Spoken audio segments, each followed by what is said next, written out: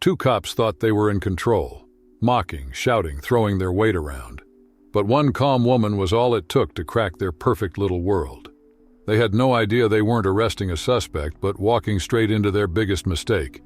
What happened next was nothing they could have prepared for. It was one of those quiet nights in a sleepy Alabama town where streetlights barely worked and the air smelled like fried food and bad decisions. Olivia Carter, a 34-year-old DEA agent, parked her black sedan in front of a run-down convenience store.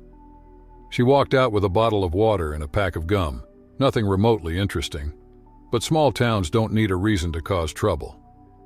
As soon as she stepped out, two police officers locked onto her like predators.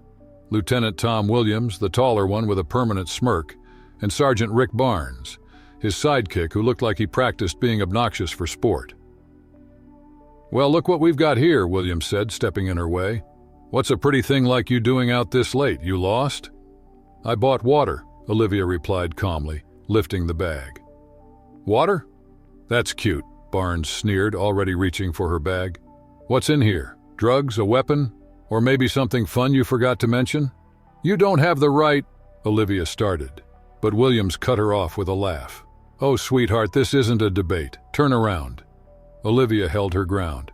"You don't have probable cause, and you know it." "Probable cause?" Barnes said, leaning in like he'd just heard a joke. "You think this is the big city? Around here, we don't need that. You're suspicious, and that's all I need." Before she could say another word, Barnes grabbed her arm, twisting it behind her back. Williams slapped cuffs on her like he was enjoying it. "You're under arrest," Williams said, almost singing. "For what?" "For whatever we decide," Barnes said with a smirk. They shoved her into the back of the patrol car, laughing the entire way to the station. At the station, they didn't even try to hide their disdain. They tossed her into an interrogation room, slapped a blurry photo on the table, and grinned. "This you?" Barnes asked. The photo showed a woman vaguely resembling Olivia standing near a group of men. "No," she said flatly. "Close enough," Williams said, leaning in. "Let me guess, cartel? Gang? Or are you freelancing?" Olivia didn't respond. "Here's how this works," Barnes said, crossing his arms. "We'll find something, and if we don't, we'll make something up. Either way, you're not going anywhere." The two officers laughed, high-fiving like schoolyard bullies. "Get comfortable," Williams said, walking out. "You'll be here for a long, long time." But Olivia sat quietly, her expression calm. Because while they thought they had all the power, she knew something they didn't. They just walked right into a trap. The interrogation room was cold and dimly lit, the kind of place designed to make people feel small.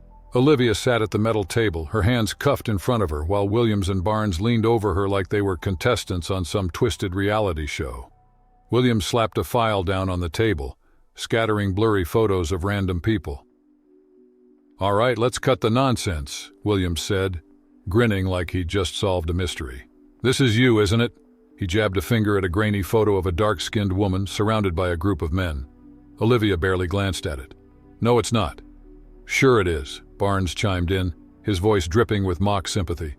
"But don't worry, we'll make it official soon enough." Williams leaned closer, his smirk widening. "Here's the deal, sweetheart. You can play nice and tell us everything, or we can do this the hard way.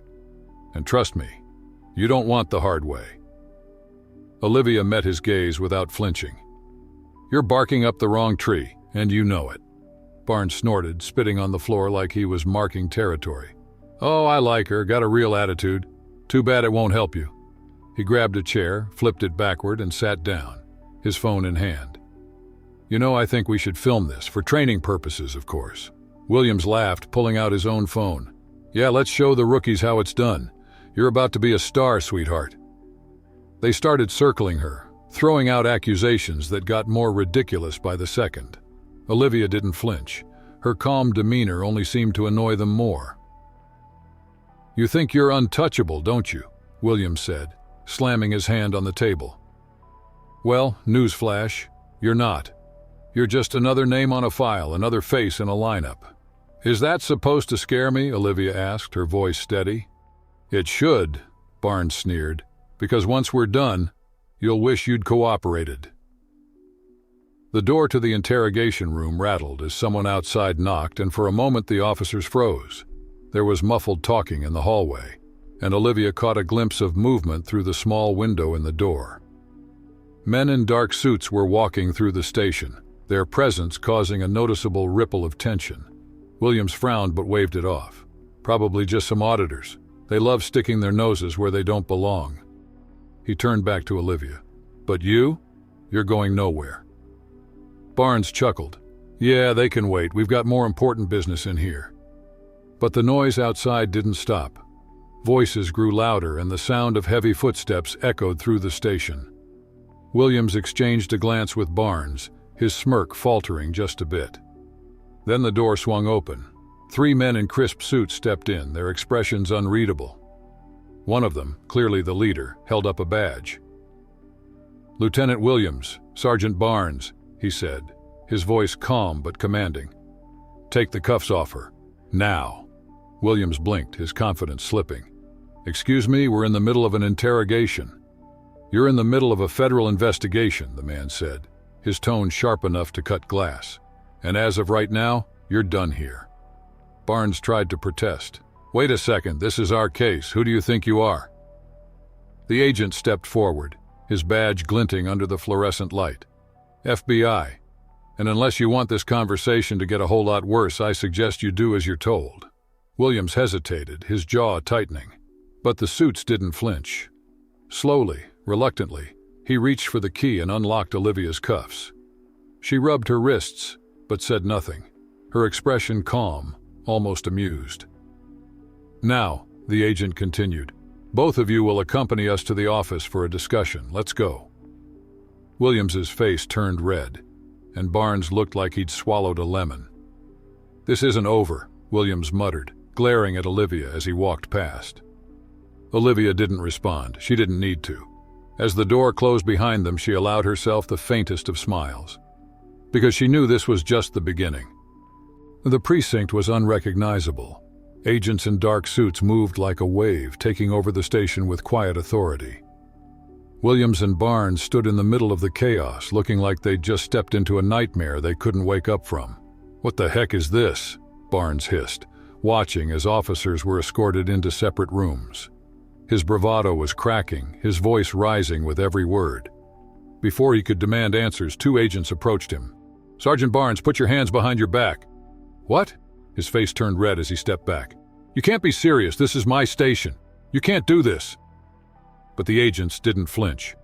Barnes was cuffed and led toward the exit, shouting all the way, "This is illegal! Somebody better start explaining!" Williams barely had time to process what was happening before he too was cuffed. "What's going on here?" he demanded, his voice tight with panic. "This is some kind of mistake." As the 2 officers were brought outside, they stopped dead in their tracks. Standing on the front steps, calm and collected, was Olivia Carter. But she didn't look like the quiet, restrained woman they had mocked earlier. She looked sharp, confident, and in complete control. "What is this?" Williams growled, narrowing his eyes. "What are you doing here?" Olivia stepped forward, her voice steady and cutting. "I'm Agent Olivia Carter, DEA. For the past several months, I've been working undercover to investigate corruption and abuse of power in this precinct, and guess what? You two made it really easy." Williams's face turned pale. "You've got nothing," he spat. "This is a setup." Olivia folded her arms. "You think so? We've got hours of footage. You know, like the part where you tried to pin a fake case on me? Or maybe the part where you threatened me on camera. Shall I keep going?" Barnes tried to bluster his way out. "This is harassment. You're twisting the truth." Olivia didn't blink. "Harassment? That's rich coming from you. Save it for court." Agents escorted both men to waiting cars, their protests muffled as the doors slammed shut. Olivia stood still, watching them go. The satisfaction wasn't in their humiliation, but in knowing that their victims for once would see justice. Within hours, the story was everywhere. Video of Olivia's calm demeanor during her interrogation, paired with the officers' threats and arrogance, went viral. Public outrage exploded. News channels ran endless coverage, while social media erupted with calls for reform. Williams and Barnes became symbols of everything wrong with the system.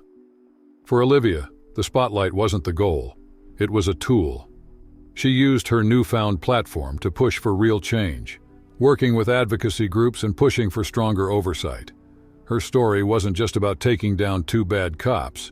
It was about holding the system accountable.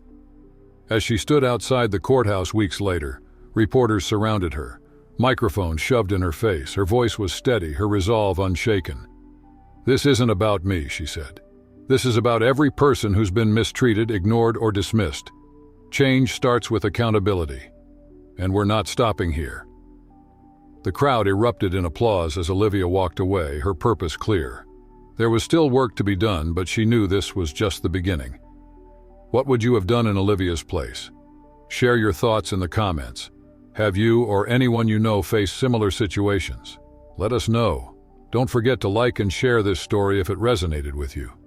Together we can bring attention to issues like these and strive for a better, fairer world. This story was created to highlight important social issues and inspire positive change. Your voice matters. Let's work together to make the world a better place.